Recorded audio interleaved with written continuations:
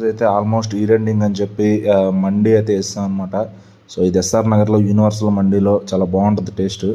మరి ఇది తిన్నాక ఏ సినిమా చూద్దాం అనుకుని నారా రోహిత్ గారిది సుందరకాండ సినిమా వస్తే అది చూశాను అనమాట. అది ఆల్రెడీ నేను థియేటర్లో చూశాను. సో మళ్ళీ ఓటీటీలో నాకు రిఫరెన్స్ కనిపించింది అనమాట. సో ఈ సినిమా చాలా బాగుంటుంది ఫ్యామిలీతో చూడటానికి. ఈ సినిమాలో నారా రోహిత్ గారితో పాటు శ్రీదేవి గారు కూడా యాక్ట్ చేశారు. ఆవిడ కొంచెం 90s కిడ్స్ అందరికీ ఆవిడ బాగానే తెలుసు అనమాట. సో చాలా గ్యాప్ తర్వాత సినిమాలు మానేసి మళ్ళీ రీఎంట్రీ ఇచ్చారు. సో ప్రభాస్ గారి ఫస్ట్ మూవీ ఈశ్వర్లో ఆవిడ హీరోయిన్. సో అది చూసిన వాళ్ళందరికీ కూడా ఆవిడ గుర్తుంటుంది అనమాట. సో చాలా బాగా యాక్ట్ చేశారు ఆవిడ కూడా. సో నారా రోహిత్ గారు ఇంకా ఆయన యాక్టింగ్ గురించి చెప్పక్కర్లేదు, ఆయన స్క్రిప్ట్ సెలక్షన్ గురించి కూడా చెప్పక్కర్లేదు. సో చాలా అంటే చాలా బాగుంటుంది సినిమా. సో మంచి న్యూ ఇయర్కి ఫ్యామిలీతో ఏదైనా సినిమా చూడాలి ఖాళీగా ఉండి అనుకుంటే కనుక ఈ సుందరకాండ వేసేయచ్చు అనమాట.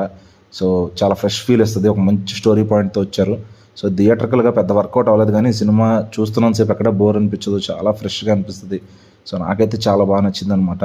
సో నేను మళ్ళీ రెండోసారి కూడా చూశాను అంటే అంత మంచి సినిమాను మీరు అర్థం చేసుకోవచ్చు. సో నారా రోహిత్ గారు ఉన్న కంప్లీట్ ఫిల్మోగ్రఫీలో అన్నీ మళ్ళీ మళ్ళీ చూసేవే ఉంటాయి. సో ఎక్కడో ఒకటో రెండో ఫ్లాప్స్ ఉన్నాయి అంతే ఆయనకి. సో ఇవన్నీ కూడా చాలా మంచి టేస్ట్ ఉన్న సినిమాలు తీస్తారు. సో ఇది కూడా చాలా బాగుంటుంది అనమాట. ఒకసారి ట్రై చేయండి మీకు టైం అండ్ ఓపిక ఉంటే కనుక.